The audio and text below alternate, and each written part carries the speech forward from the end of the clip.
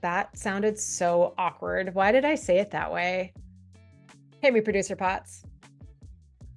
When we start a diet like low carb or carnivore that eliminates large groups of foods, we tend to feel better right away and we see like success in those goals that we are looking to achieve. Why do we see this short term success with these very restrictive diets? I think there's a few different things going on here, and it's worthwhile noting that this is not really a question that scientists have tested in clinical trials. Why does somebody feel better right away? How much of that is placebo effect? So when you feel like placebo effect is definitely part of this. Can we say how big of a part? We don't know, but when you make a change expecting to feel better, that's what the placebo effect is, right? When your brain is expecting to feel better and it makes it feel better. Like you see biological changes as a result of thinking that you are being treated with something good. So definitely placebo effect is part of it. And like placebo effect is real. Like the benefits are real benefits. It's not that it's all that feeling better is in your head. That's not what placebo means. Placebo means a real legit benefit that is not explained by the treatment, that is explained by the expectation of treatment, some kind of manifestation of those expectations that our body does, which is actually pretty cool. So placebo effect, I think, is part of this. We're sold the promise of these diets, so we expect that treatment effect, and there is one because of placebo. So definitely, I think that's part of what's going on here. I think that nutrition is another part that's going on. So depending on where you started from, you still might be getting a more nutrient dense diet, or you might be filling nutrient shortfalls that existed in your previous diet. You might be trading it for other nutrient shortfalls that are going to magnify over time and eventually be one of the many reasons why we tend to hit a wall with these diets. We tend to hit a point where they're no longer beneficial or we start to backslide. But that's another thing that happens, right? Is whether, like, let's say you're going from a diet to low carb, you might be eliminating a lot of ultra processed foods for that low carb diet. You might be eating more vegetables. You might be eating a more nutritious diet. You might be getting more certain vitamins or minerals that you haven't been getting enough of. Then over time, the things that you're not getting enough of, there are a bunch of nutrients that are harder to get on a low carb diet. Doesn't mean you're automatically not getting them on a low carb diet. They're just more common, and it just that structure makes it harder to get them, and you have to be more proactive. And I think that it's not well, like that's not part of the communication around low carb diets. Like, oh, and by the way, you have to make sure you're getting enough of all of these different nutrients because it's harder to get on these diets. I think the only diet where that's kind of like part of the conversation is veganism. So on a vegan diet, like vegans know they need to get their B12 from somewhere. They probably need to supplement with B12. So I think that's not part of other diets, even though the list of nutrients that are harder to get on those diets are just as long, not the same, but different nutrients. So I think part of it is you're getting more of maybe some nutrients that you haven't had enough of, and that can make a big difference in terms of how you feel. Then these other nutrients that you had been getting enough of, but now you're not in this new dietary structure, it takes a while for the amorphous symptoms of nutrient insufficiency. So just nutrient shortfalls, like not getting enough of the nutrient that we actually need to thrive, but not getting so low that it causes a disease of deficiency. Symptoms of nutrient insufficiency tend to be very vague, very, very hard to pinpoint. They're things like headaches, low energy, joint and muscle pain, right? Like they tend to be like brain fog, right? They tend to be things that are really hard to attribute to anything. You can easily brush it off as a sign of stress or not getting enough sleep. And so it's really hard to recognize their link to diet, and especially diet shortfalls, right? A thing that's lacking. We tend to always reach the blame of like the thing I'm eating that has a toxin in it and that I should restrict. And we tend not to think of, oh, I restricted all these things and now I've got this whole group of nutrients that are really, really hard to get that my body still needs. So I think what happens when we first adopt a diet like this, we've got part placebo, part, an increase of some nutrients that maybe we weren't getting enough of. That can definitely improve how we feel initially. I think that there's a part of this can be gut microbiome shifts. So especially if we're talking about a diet like carnivore, where you're eliminating all sorts of fiber, like you're starving your good bacteria, but you're also starving the bad ones. And if you started that with some kind of gut dysbiosis, yes, you're going to make that gut dysbiosis worse over time, but you still might have a reduction in GI symptoms when you first adopt a carnivore diet because you're not feeding the bad bacteria. You're not feeding the good bacteria. Again, that's going to become a problem, but initially you're benefiting from the bad bacteria being starved before you start to have things creep up due to lack of those good bacteria. So I think, especially when we're doing these like big shifts, there's often, I'm not gonna say always, there's often a trade that we made. We're getting more of this, but we traded for less of this. And it's the more of this first thing that is responsible for that initial good feeling, plus a little bit of placebo. I think, I do yeah, have a follow-up. sure. So in one of your videos, you talked about how, there's this whole idea that like there's all these foods that are inflammatory. Mhm. But then you said in your video something that was really interesting to me that was like, it's actually the overabundance of like energy or food in our diets that are inflammatory. So another thing with these diets is a lot of times you're going from probably eating more food to like less if Yeah. you're cutting out big food groups. So in like, so you would have some decreased inflammation, I would guess, if you were kind of decreasing, if you were coming into an energy level that's probably lower than what you should be, but was, Yeah. you were eating much higher before. And that's that whole thing you were talking about, depending on what diet you were starting with and these changes, right? Yes. So definitely, thanks for identifying that. So that's definitely another possibility, is going from hypercaloric, too many calories, to either hypocaloric, right, a calorie deficit, or eucaloric, like the same amount of calories consumed as we burn. So a hypercaloric diet, right, more calories than we need. Whether that is I'm just eating more food than I actually need, or I'm like intentionally bulking, um, like that is something that some people choose to do. It's important to understand that more calories than we're expending is an inflammatory eating pattern.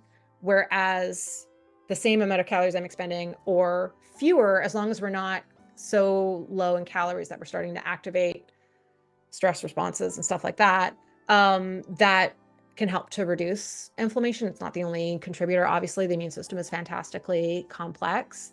But yes, that could absolutely be part of feeling better. I think the other thing I was going to say was sort of related, which is, uh, when you say the goals, right, the diets work initially, most of the time, what we're talking about is weight loss, right? Most of the Yes. time when we say, I'm I going to was go on talking this about weight diet, loss right? personally, but yeah, Yeah. exactly. And the diet worked for me at first and then it stopped working. Most Right. of the time we're talking about weight loss. So studies that look at how different diets work for weight loss basically show they all work. You can lose weight on any diet. It's how sustainable that is over the long term and the risk of weight regain on the other side, right? That is different for different diets. So most of these dietary structures that are like low carb, paleo, ketogenic diets, the reason why people successfully lose weight on them is the structure tends to focus on more satiating foods. So foods that fill you up for fewer calories, and people tend to spontaneously end up with a caloric deficit. So eating fewer calories than they need to maintain their weight without necessarily counting calories or trying over time. That does not mean that weight loss is any easier to maintain on the other side. And in fact, with low carb diets, we lose more lean mass, so more muscle mass, than a macronutrient like balanced diet that has the same caloric deficit. So it is better to have that caloric deficit without the low carb aspect. So there's, again, right, there's always this trade-off that's happening, especially when we approach diet purely from the point of view of wanting to lose weight. And so what happens is over time, right, that caloric deficit decreases because our calorie intake, like I adopted this low carb diet, it reduced my calories by 400 calories per day or whatever. And that added up to, that would probably translate to 3 pounds a month or somewhere in that ballpark. It's not exactly 3,500 calories per pound. There's a little bit more to it than that, but roughly we can use that as a rough guesstimate. But over time, my basal metabolic rate drops. It just takes less energy to move a smaller body. Some of that can be maladaptation to too large of an energy deficit. So a larger energy deficit can lower our thyroid hormones a little bit. It's not causing hypothyroidism, but it lowers our thyroid hormones a little bit, which lowers our basal metabolic rate. Part of that can be maladaptive because we're reducing not our basal metabolic rate, but our non-exercise activity thermogenesis, or NEAT. It's got a neat acronym. That is the calories that we burn doing things that are not exercise, like fidgeting, walking across the house, the type of movement that we do that's not, I'm going for a walk, I'm going to the gym, right? It's not exercise. All of that other movement that we do throughout the day adds up to a fair bit of our calorie burn throughout the day. And when we are under a calorie deficit, without thinking about it, we tend to reduce our activity like fidgeting. We tend to fidget less and we tend to conserve energy. So we're burning fewer calories that way. So what happens over time, this does not matter how you're achieving your calorie deficit. Over time, that deficit decreases because we're burning less calories, either by reducing our basal metabolic rate, which is dependent on what diet we're following. If you exercise, that can help to preserve lean mass and basal metabolic rate. If you're eating more protein, that can help, right? So depending on exactly what we're doing, a smaller calorie deficit will also help. Slow and steady super wins this race. But then also we might be reducing our non-exercise activity thermogenesis. And if we're doing too aggressive, we might also reduce our exercise thermogenesis, right? We might also not have the same energy for the same workout at the gym. So all of those things decreases the calories outside of the calories in versus calories outside of the equation. But weight loss is not just calories in, calories out. Hormones are also important here. It's both. I can't stand this debate of like calories in versus it's just thermodynamics. We're not a closed system. The laws of thermodynamics don't apply, but it is thermodynamics sort of, but it's actually biology. But it's also hormone adaptation. So that's the biophysicist in me. When people say it's just thermodynamics, I'm like, tell me what advanced thermodynamics class you've taken, because I have. Dr. Kowaleski. He was awesome. All right. So shout out, Bob, if you're watching. Hope you're doing well. So here's where hormones kick in. So we have other adaptations. We kind of already touched on a hormonal adaptation with the thyroid hormones production being lower. Some other hormonal adaptations that we can have over time when we have a caloric deficit. One is our ghrelin starts to go up. So our ghrelin is we've got two main hunger hormones, leptin and ghrelin, and they work opposite of each other. Ghrelin is the one for making us feel hungry, and leptin is the one for making us feel full. So ghrelin is highest when we have an empty stomach, right? When it's been a long time since we've eaten, and then we eat and it goes back down. But what happens under a prolonged caloric deficit is our ghrelin starts to inch up. So the baseline ghrelin will be higher and higher and higher, and how much it comes down when we eat won't be as much. So you'll have to eat more to feel as full. So what happens during weight loss is we get hungrier and hungrier and hungrier over time, at the same time as that energy deficit that we were maintaining is getting lower and lower and lower. And again, this is why slow and steady wins the race. This is why things like working on volume eating, which means filling up on a lot of usually like non-starchy vegetables is kind of the food. So foods that have a lot of water and fiber, but not a ton of calories. Also, those are great nutrient dense foods too. So those can also be a really helpful strategy here. But that's what's driving weight regain cycles, right? The yo-yo is you hit a point where whatever the dietary structure was, from counting calories to low carb, low fat, carnivore, paleo, keto, like whatever it is, whatever the strategy is for achieving the energy deficit, causes some adaptations to our metabolism. That means that that energy deficit, like how short we are on calories each day, is getting less and less and less. Even if we're eating the same amount of calories, we're also expending fewer calories during the day. Then our hunger also increases. And for a lot of people, we hit that moment where, especially when we've adopted a restrictive mindset, so we followed one of these diets where we are also cutting out our favorite foods, we really feel like we're missing that cake, that pizza, that whatever it is, we hit this moment of disinhibition where I gave in. I was at a birthday party, my coworkers got together for drinks on a Friday night. Alcohol increases disinhibition, so we're more likely to okay, go ahead and eat that pizza if we've had a drink or two, but also not getting enough sleep does, right? Just prolonged living with restriction does. We hit that moment where we're like, we got to give in. We got to do the thing. We got to cheat. I hate that word. So when that happens, then we tend to fall off the wagon, and we're at the situation where we now are burning fewer calories than we were when we started this whole project. And I'm hungrier than I was at the beginning of this whole project, which is why often people will hit that moment where I've given in. Now it's really, really hard to get back on this restrictive diet bandwagon. And now I'm going to I'm eating to match my hunger because I'm disinhibited. Disinhibited. That is such a hard word to say. I'm eating to match my increased hunger, and I'm gaining back the weight that I lost on the diet. So that is the wall that people tend to hit no matter what diet they're following. If you layer on top of that nutrient deficiencies, which can increase cravings, but also just increase fatigue, right? Can increase all of those amorphous symptoms we already talked about. If you layer on top of that gut dysbiosis, and now you're not following that plan anymore because we hit that inflection point where we bounced the yo-yo back up again.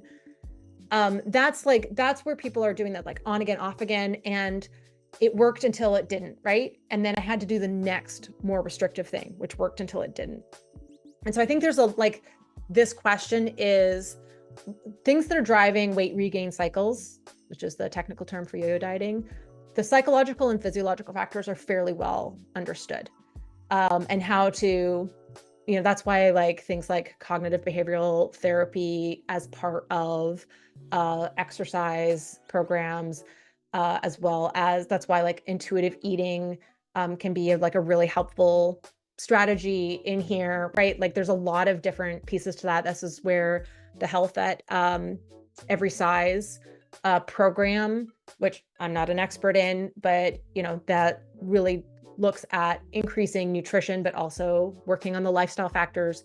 There's a lot of things that we can do on this side of the equation. Get some exercise, lower stress, get enough sleep, that can help to improve the likelihood of that bounce back of the yo-yo, that aren't part of what these diets are teaching us, right? That aren't part of these diets are restrict all these things. It will reduce your caloric intake and your nutrient intake, and maybe potentially cause some health issues as a result over time. And it's not part of what actually is sustainable, lifelong, healthy habits that can help someone achieve a healthy weight for them.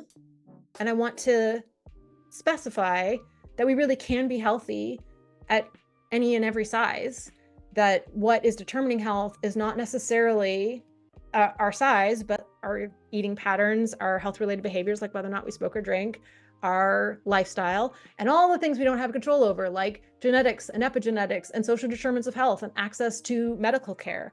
Those are all really important key contributors to how healthy we are, independent of our size.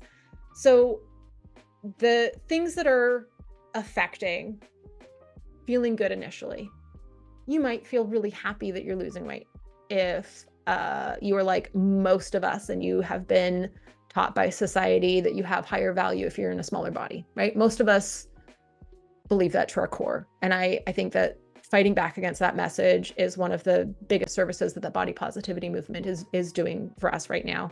And there's a lot of work left to do, right? To really reverse that societal value that is placed on thin bodies.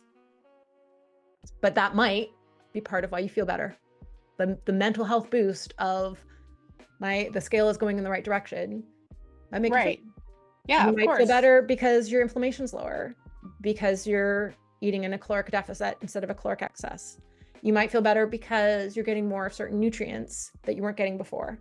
You might feel better because there's a switch off in terms of substrate for your gut bacteria that's starving some bad bacteria. Also happens to be starving some good bacteria, but there's an initial symptom resolution because of that. So, there's so many different possibilities to explain feeling better at first, and so many different trade-offs that bite us in the end, right? And it sounds like the thing is that our body naturally fights against us Yeah. losing weight. Yep. And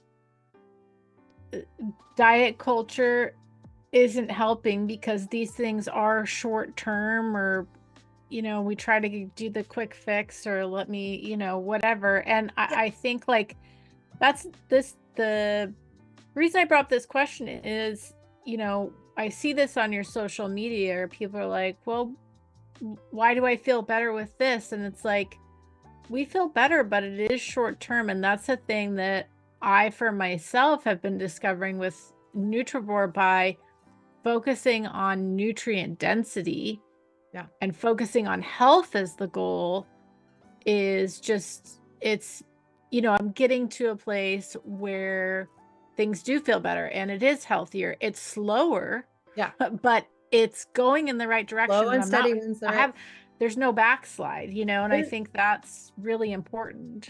So you made me think of one other potential contributor here to feeling better at first, and that is unintentionally, among all the foods that you restricted on this new diet, you may have cut out something that you were allergic to or intolerant to. Like, because that's another possibility here. Like, I didn't know that I was gluten intolerant until I went paleo 12 years ago, 13 years ago. And that was not something I knew, but like, I felt so much better.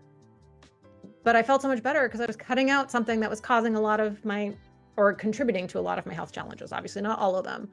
And so that's another possibility of what's going on. But I think, I think what's so important about this conversation is we've touched on a couple of different aspects of it that are psychological, right? That are, I feel better because I feel like I'm making progress towards these goals that society has told me are really important. Right. And I feel better because I expect to feel better, and there's some placebo effect. Yeah. And I think, I think this is why I don't like, yes, Nutrivore is a diet, but not a diet, right? That's why I call it a dietary philosophy. It's just the goal of getting all of the nutrients our bodies need from the foods we eat. But it's why I try to frame all of the educational resources that we create in terms of adopting healthy eating patterns, right? Not a diet we go on, because then we tend to go off. Not something that makes us feel deprived, not something where we're restricting anything. We're focusing on more nutrient dense foods, but we're making room for all foods so that we're getting enough joy from our diets that we can stick to it, that we never hit that moment of disinhibition. And you can still achieve a caloric deficit with nutrivore if that's something that's important to you. But instead of doing that trade, right? I'm trading all of these foods with nutrients in order to have this structure that causes a caloric deficit. You're not trading health for weight loss. You're supporting health and healthy weight loss that's more maintainable. But we're still going to have, like, if the caloric deficit's too big, we're still going to have those maladaptations that make it really hard, which again is why I say slow and steady wins the race. And I think it's really important to understand that the words thin and the words healthy do not mean the same thing. Right. And Right. coexist. But when they don't, if I have to choose between one, I'm going to choose healthy over thin, like Yeah. every time. And granted, that might not be everyone's priorities, especially because society keeps telling us just how important it is that we're all thin, which is, again, part of the toxic That's another video. that's a whole that's another soapbox for another day. But yeah, I think there's a lot of possibilities going into feeling better at first. And if it's I've cut out a food that I'm allergic to, that could be a long-term improvement, right? That could be Right. I feel better now for as long as I'm continuing this diet because I might not know what it is, but I cut out this thing that I was allergic to. So there are also explanations for why that diet might still feel better over the long term. You might have traded in a lot of ultra processed foods for a lot more whole foods. And even though that diet's not the best diet you could be on, it's still a step in a better direction than what you were on. So, Right. I think that it's complicated, which is probably why scientists have actually done studies to measure this, because it is so complicated. There are so many different factors. And I don't want to take away somebody's feeling good on a diet either, right? I don't want to say, oh, you feel good for now, even though that's kind of what this whole video has been. Even though that's kind of what we've just been talking about. But I will just point out, this is where Nutrivore can come in, because you have said before, Nutrivore is something you can layer on top of a dietary structure that you have found that works for you, to make sure that you are then looking at that diet not in the terms of restriction, but looking at that diet into the terms of making sure that you're getting all the nutrients that our bodies need to do all the things our bodies need to do, right? You're doing your I mean, depending on what you're layering at a top of, you're reducing or maybe getting rid of altogether those different trade-offs where the trade is eventually gonna build up to be a problem, right? So the fewer of those like trades we can make where we're just improving diet quality and hopefully still getting lower inflammation and, let's say, healthier body composition. Let's maybe say that as the goal, as opposed because again, we're looking for health, not weight loss. I mean, maybe also weight loss, but health as the top priority. So maybe, ideally we'd be able to have all of the above, right? And we would be able to create a modest, sustainable caloric deficit that's not going to create so many maladaptations, while also increasing our nutrient intake and increasing the intake of those foods that support long-term health, while also addressing lifestyle factors and other health-related behaviors, while also setting realistic goals and not restricting foods, and so not creating deprivation, so that we have that moment of disinhibition where we where we hop on the diet roller coaster one more time. And that's why, so just to pull out my book, so the focus of Nutrivore is health, not weight loss. But there are a few places where I do, with a caveat, so that if you really don't want to read anything about weight loss, you've got the trigger warning, you can skip over a couple of paragraphs. There are a couple of places where I talk about the benefits of higher protein intake, for example, for preserving lean muscle mass through weight loss. And in the appendix, so again, if you need a purely, Nutrivore is weight inclusive. Weight loss is not a focus of this book at all. But there is that information there if weight loss is a goal for you, and it's in the appendices, where if it's not a goal for you, you don't have to see it.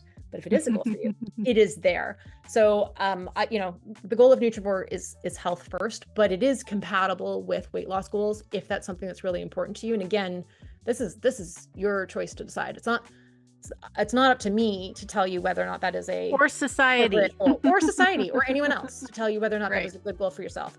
I hope that goal is not driven by society telling you you have more value in a thin body. I hope that goal is something that comes from internally. But as somebody who has had my weight fluctuate by a lot over my lifetime, in many times, I've gone through the yo-yo myself.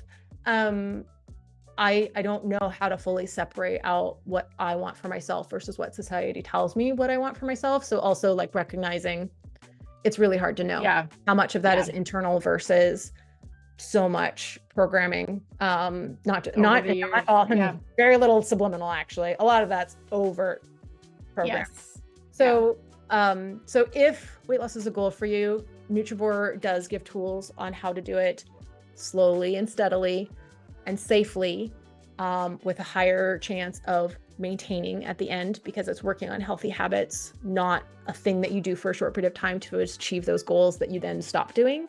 But also, if you're looking for a weight inclusive approach that's focused on health and not weight, this book is that. So we want to honor your goals no matter what they are, and give you the tools that we can for you to achieve them, whatever your health goals are.